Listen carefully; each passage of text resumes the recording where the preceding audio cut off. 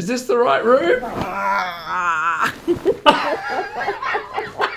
She didn't expect that. G'day, I've been home for 2 nights and now I find myself having to head to Melbourne. To be a good opportunity to A, show you a little bit about domestic travel in Australia, and B, perhaps go and take a look at the Melbourne Grand Prix track when it's not a Grand Prix track. This is Perth Airport and it is looking decidedly nasty at the moment. There's obviously a fair amount of construction going on here because there's fencing everywhere. Looks very much like a real country Western Australian airport. And I must say this is the first time in a very long time that I'm going to be able to just walk straight in here and go up to the lounge because I've got one bag, carry-on, and I've already checked in. Normally to get through airside at an airport you need to show a ticket, but I've shown nothing to get this far.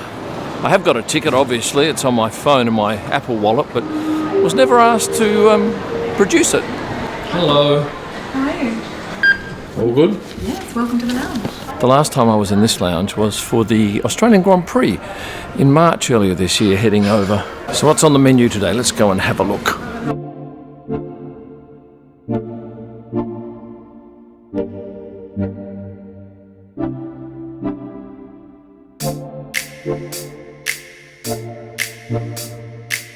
Hello. How are you? I'd like a Southern Comfort and Coke, please. Sure. Do you want some ice?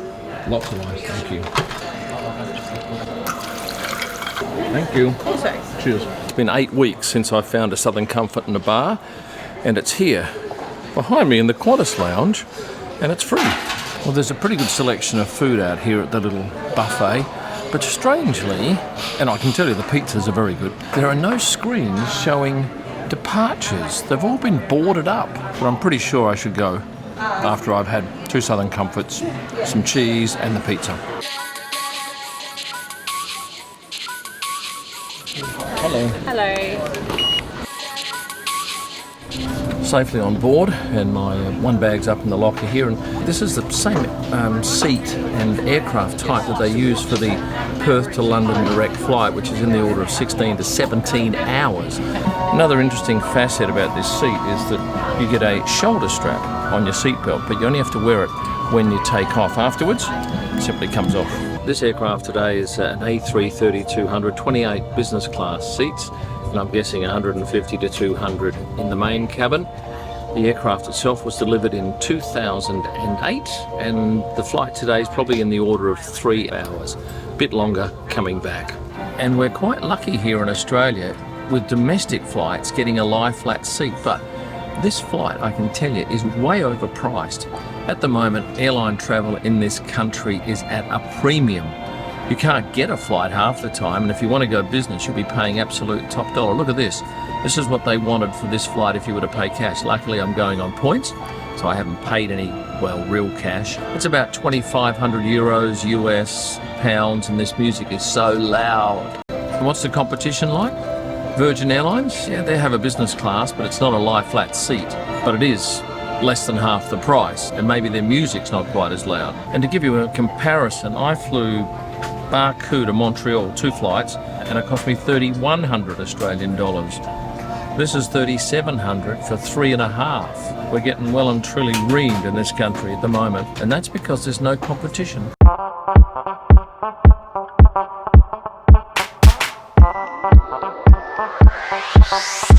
We're taking off about 30 minutes late, and we're now getting up to cruising altitude. There is a pro and a con with this particular flight. The pro is the fact that we get free in-flight Wi-Fi, always a bonus. And the negative, they no longer provide pillows or blankets on this aircraft. And when they're charging $3,800 for a seat, I don't think it's unfair to expect a pillow and a blanket. About 45 minutes into the flight, we were served dinner, and tonight it was chicken with a mildly spicy sauce, rice, and some Asian greens. It was pretty good. I gave that a 7.5 out of 10. We also got a raspberry fondant tart, which was very rich. A couple of bites did me. A Lindt chocolate and some butter, but no bread. I didn't have any of the wine, but these were the 3 on offer. I simply settled for mineral water, and it was cold. Thank you so much. Take care. 3 hours later, and I'm on the ground here in Tullamarine in Melbourne. It's about a Probably 35-40 minute drive at this time of night to where I'm going. Thankfully, I don't have to pick up any baggage here at the carousel. I can go straight out and grab a cab.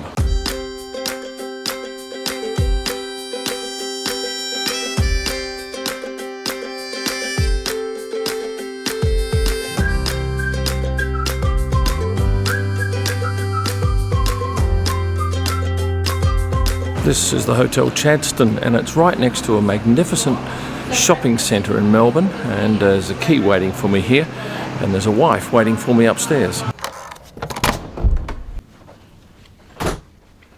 Is this the right room?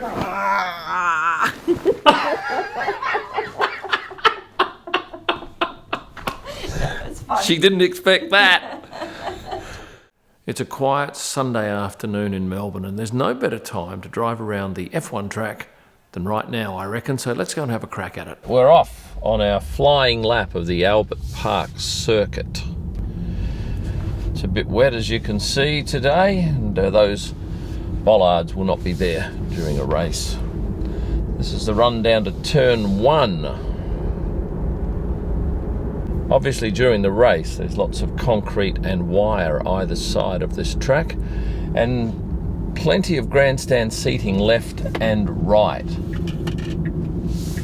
Turn 2 is this sweeping left-hander, and there's a tower on the right that we stand up in for the race start. And then it's flat out down here, and just up here on the left is where Roman Grosjean came to a halt. Going back a few years ago now, remember when the tyre wasn't changed properly? This is one of the few turns that we get quite close to the cars on the inside of the track at this right-hander.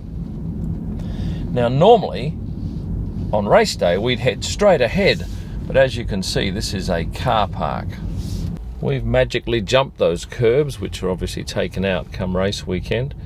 And then there's this left-hander here, and at present there are cars parked on the track. Yeah, I can go through here.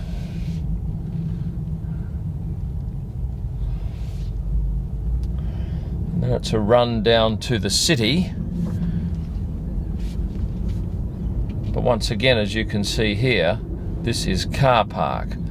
So we'll jump these curbs and continue on. Then we head down to this right-hander.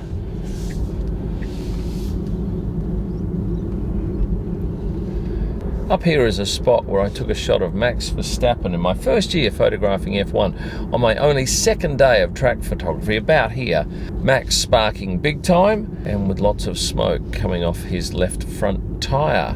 Then it's up to a right-hander here. At this point, we're just 2.7 kilometres away from the centre of Melbourne as we take this left-hander straight into the right-hander. And Albert Park Lake is on our right, and on our left is the public golf course, which during the race weekend is roped off. There is no golfing going on, and those greens that we can see just up here on our left have been cordoned off by ropes so that people don't wreck them. At present, we're legally allowed to do 40 kilometres an hour. During the race, they're probably well up over 250 kilometres an hour at this point. Just here on my right, during the race week, there is a pontoon that allows people to walk across the lake from the main section where the fan zone is and the pit garages over to this side of the track. Next up, it's a fast left-hander and straight away into a right-hander, and at this point there are plenty of grandstands and corporate facilities set up either side of the track. Next up, it's a right-hander.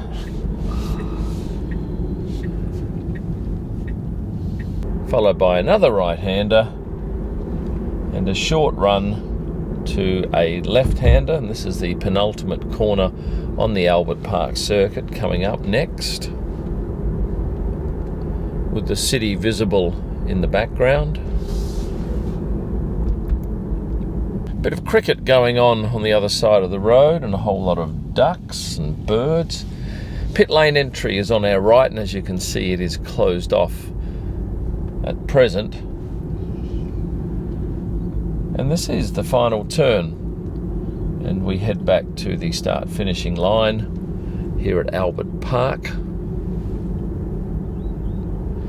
And the pit lane building on the right is actually a sporting facility when it's not being used for Grand Prix.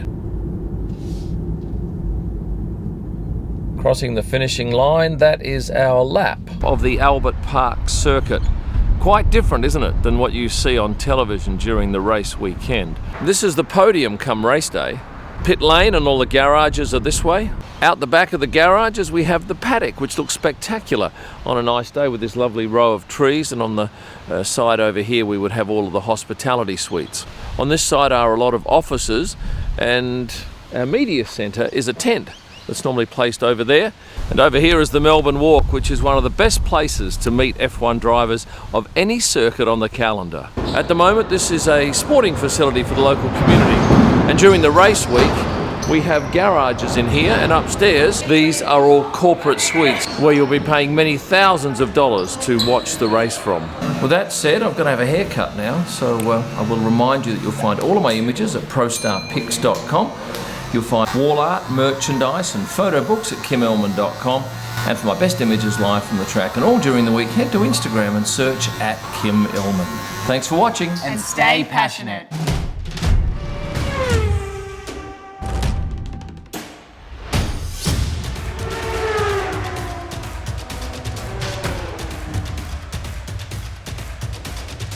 Today I'm lucky enough to have a driver. I've got this young fellow, my second born.